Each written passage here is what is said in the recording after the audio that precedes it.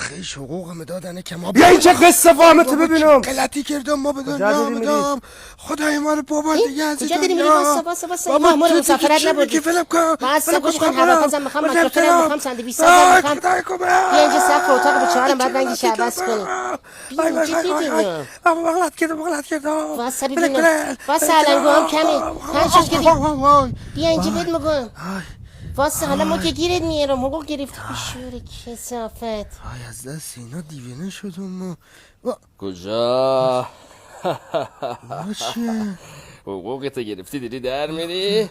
ما قبض برگم، ما قبض گازم، ما پفکم، ما چیپسم، ما گرونیم. واسه ببینم حقوقت گرفتی داری از دست ما تو در ولم کنن ما دادم بالش خصوصا بگیرش. بودو بگیرش.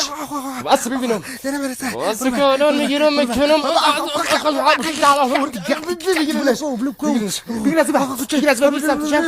بگیری حقوقش گرفتی بعد بگیر. بابا چه غلطی کردم به دنیا. قسط موبایلت مانده، قسط ماشینت مانده، تو هم که قبض برگم، تو هم قبض گاز، او هم قبض تلفنت. نگاه داری خواهی چشم ما بری چی پولا رو نمیدی به ما؟ این چه پر رویه. ولی خوب هنرمنده، معلوم نیست چجوری داره زندگی میکنه. بریم باز فردا میم سراغش. فردا میم